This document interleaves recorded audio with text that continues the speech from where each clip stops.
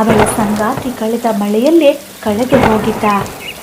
ಕಾಡು ಯಾವಾಗಲೂ ಶಬ್ದದಿಂದ ತುಂಬಿರ್ತಾ ಇತ್ತು. ಮರಗಳ ಸಿರಿವೆ, ಹಕ್ಕಿಗಳ ಹಾಡು, ಗಾಳಿಯ ಚಿಮ್ಮಾಟ.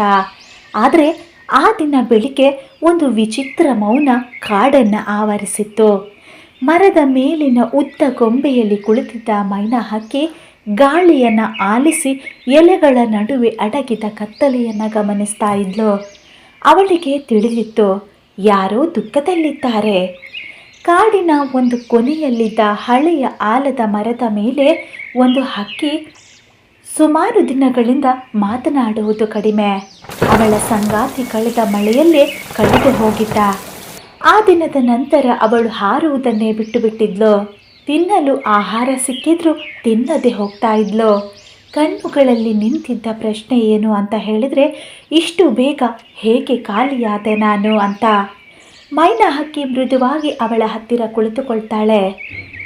ನೋಡು, ಕಾಡು ಇನ್ನೂ ನಿನ್ನ ಜೊತೆಗಿದೆ. ಆದರೆ ಆ ಹಕ್ಕಿ ಕೇವಲ ತಲೆ ತಗ್ಗಿಸಿಕೊಂಡು ಕುಳಿತುಕೊಳ್ತಾಳೆ.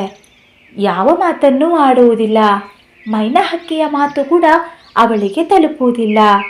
ಅವಳ ಮನಸ್ಸಿನಲ್ಲಿ ಆಳವಾದ ದುಃಖ ಗೋಡೆಯಂತಾಗಿತ್ತು. ಎಲ್ಲವನ್ನ ನೋಡ್ತಿದ್ದ ಗಿಣಿ ಹರಿ ಮುಂದೆ ಬರ್ತಾನೆ. ಅವನು ಕೂಡ ಹಿತವಾಗಿ ಹೇಳ್ತಾನೆ, ಬಾ, ಕಾಡಿನಲ್ಲಿ ಹಾರಾಡೋಣ.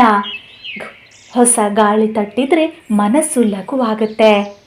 ಆ ಹಕ್ಕಿ ನಿಧಾನವಾಗಿ ಉತ್ತರಿಸ್ತಾಳೆ, ರೆಕ್ಕೆಗಳು ಇದ್ರೂ ನನಗೆ ಮನಸ್ಸಿನಲ್ಲಿ ತುಂಬ ಭಾರ ಇದೆ. ಅವಳ ಮಾತಿಗೆ ಹರಿ ಕೂಡ ಮೌನವಾಗ್ತಾನೆ. ಅವನ ಮಾತು ವಿಫಲವಾಯಿತು. ಮೈನಾ ಹಕ್ಕಿ ಅದನ್ನು ನೋಡಿ ಅವಳ ಮನಸ್ಸನ್ನು ಅರ್ಥ ಮಾಡಿಕೊಳ್ತಾಳೆ. ದುಃಖವನ್ನು ಒತ್ತಾಯದಿಂದ ತೆಗೆದುಹಾಕಲು ಸಾಧ್ಯವಿಲ್ಲ. ಆಗ ಕಾಡಿನ ಮೇಲಿನ ಕೊಂಬೆಗಳಲ್ಲಿ ಜೋರಾಗಿ ಒಂದು ನಗು ಕೇಳಿಸಿತು. ಕೋತಿ ಮಂಗೇಶ.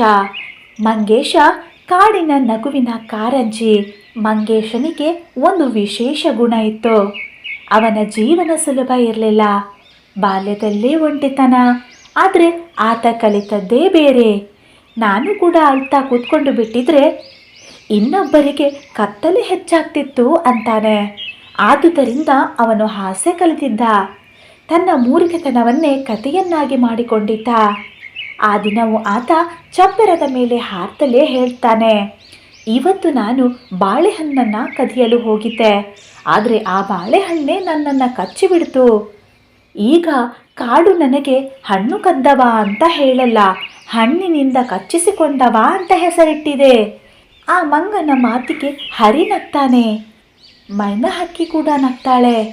ಆದರೆ ಆ ಹಕ್ಕಿ ಸಣ್ಣ ಕಣ್ಣುಗಳಿಂದ ಮಾತ್ರ ನೋಡ್ತಾ ಇದ್ಲು. ಮಂಗೇಶ ತಕ್ಷಣ ಕೆಳಗೆ ಬಂದು ಕುಳಿತುಕೊಳ್ತಾನೆ.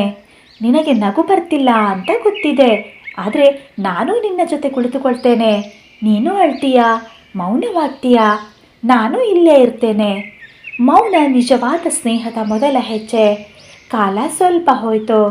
ಮಂಗೇಶ ತನ್ನದನ್ನೇ ತಾನೇ ಕೆಣಕಿಕೊಳ್ತಾ ಇದ್ದ.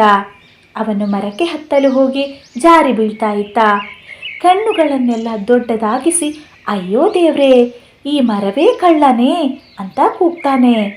ಅವನ ಮಾತಿಗೆ ಎಲ್ಲರೂ ನಗ್ತಾ ಇದ್ರು. ಇವಾಗ ಈ ಹಕ್ಕಿ ಒಮ್ಮೆ ಸಣ್ಣದಾಗಿ ನಗ್ತಾಳೆ. ಮೈನಾ ಹಕ್ಕಿ ಬೆರಗಾಗಿ ನೋಡ್ತಾ ಇದ್ಲು. ಮಂಗೇಶ ಮತ್ತೊಂದು ಸಲ ಪ್ರಯತ್ನಿಸ್ತಾನೆ. ಈ ಬಾರಿ ತಾನು ಗಿಡದ ಹಿಂದೆ ಅಡಗಿಕೊಂಡಿದ್ದ ತನ್ನ ಬಾಲವನ್ನೇ ನಾಟಕೀಯವಾಗಿ ನಟಿಸ್ತಾನೆ. ಅಲ್ಲಿ ಒಂದು ಚಿಕ್ಕ, ಅಷ್ಟೇ ಚಿಕ್ಕ ಅಂದರೆ ಚಿಕ್ಕ ನಗು ಆ ಹಕ್ಕಿಯ ಮುಖದಲ್ಲಿ ಮೂಡಿತು. ಆ ಕ್ಷಣ ದಿನವೇ ಹಗುರವಾಯಿತು. ಆ ಹಕ್ಕಿಯ ಹೃದಯದಲ್ಲಿ ಭಾರ ಇಳಿದಂತೆ ಅನ್ನಿಸಿತು. ಮಂಗೇಶ ನಿಧಾನವಾಗಿ ಮಾತು ಆರಂಭಿಸ್ತಾನೆ. ನೋಡು ಹಕ್ಕಿ, ನಿನ್ನ ನೋವು ಹೋಗಿಬಿಟ್ಟಿದೆ ಅಂತ ಹೇಳಲ್ಲ, ಆದರೆ ನಿನ್ನೊಳಗೆ ಇನ್ನೂ ಬೆಳಕು ಇದೆ ಅನ್ನೋದಕ್ಕೆ ಈ ನಗು ಸಾಕು. ಆ ಹಕ್ಕಿ ಕೊನೆಗೂ ಮಾತನಾಡ್ತಾಳೆ. ನಾನು ಒಂಟಿ ಅಂತ ಅಂದುಕೊಂಡಿದ್ದೆ, ಆದರೆ ನೀವು ಕೂಡ ನನ್ನ ಜೊತೆ ಇರ್ತೀರಾ ಅನ್ನೋ ಯೋಚನೆ ಸ್ವಲ್ಪವಾದರೂ ನನಗೆ ಬದುಕೋ ಆಸೆಯನ್ನು ಕೊಡ್ತಾ ಇದೆ. ಹರಿ ಮೃದುವಾಗಿ ಹೇಳ್ತಾನೆ, ನಿನ್ನ ನೋವು ನಮ್ಮದು ಆಗಲಿ. ಹಂಚಿದಾಗ ತೂಕ ಕಡಿಮೆ ಆಗುತ್ತೆ, ಮನಸ್ಸಿನ ಭಾರ ಇಳಿಯುತ್ತೆ. ಮೈನಾ ಹಕ್ಕಿಯು ಸೇರಿಸಿ ಮಾತಾಡ್ತಾಳೆ. ನಗು ಸಮಸ್ಯೆಯನ್ನು ಅಳಿಸೋದಿಲ್ಲ, ಆದರೆ ಕತ್ತಲಿಗೆ ಕಿಟಕಿಯನ್ನು ತೆರೆದು ಬಿಡ್ತದೆ. ಅಂದಿನಿಂದ ಆ ಹಕ್ಕಿ ಆಗಾಗ ಮಂಗೇಶನ ಜೊತೆ ಕುಳಿತುಕೊಳ್ತಾ ಇದ್ಲು. ಹೆಚ್ಚಾಗಿ ಮಾತನಾಡ್ತಾ ಇರಲಿಲ್ಲ, ಆದರೆ ಕೆಲವೊಮ್ಮೆ ನಗ್ತಾ ಇದ್ಲು. ಅಷ್ಟೇ ಸಾಕು. ಕಾಲ ಕಳೆದಂತೆ ಕಾಡು ಮತ್ತೆ ಜೀವಂತವಾಯಿತು. ಮಂಗೇಶ ಇನ್ನೂ ಮೂರ್ಖತನ ಮಾಡ್ತಾ ಇದ್ದ. ಹರಿ ಇನ್ನೂ ತಮಾಷೆಯಾಗಿ ಹೇಳ್ತಾ ಇದ್ದ. ಮೈನಾ ಶಾಂತವಾಗಿ ಎಲ್ಲವನ್ನ ಗಮನಿಸ್ತಾ ಇದ್ಲು. ಮತ್ತೆ ಆ ಹಕ್ಕಿ ಕೊನೆಗೆ ಮತ್ತೊಮ್ಮೆ ಆಕಾಶದತ್ತ ಹಾರ್ತಾಳೆ. ಅವಳು ಹಿಂತಿರುಗಿ ಒಂದೇ ಮಾತನ್ನ ಹೇಳ್ತಾಳೆ, ನನ್ನನ್ನು ಉಳಿಸಿದ್ದು ಕರುಣೆ ಮಾತ್ರ ಅಲ್ಲ, ನಗು ಕೂಡ ಔಷಧ.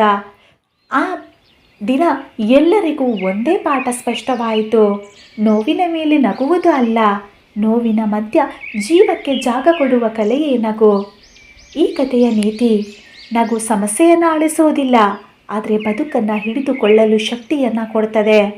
ಸ್ನೇಹಿತರೆ, ನಿಮಗೆ ಈ ಕತೆ ಇಷ್ಟವಾಯಿತು ಅಂದ್ಕೊಳ್ತೇನೆ. ಹಾಗಿದ್ರೆ ಈ ಚಾನಲನ್ನು ಲೈಕ್ ಮಾಡಿ, ಶೇರ್ ಮಾಡಿ ಮತ್ತು ಸಬ್ಸ್ಕ್ರೈಬ್ ಮಾಡಿ.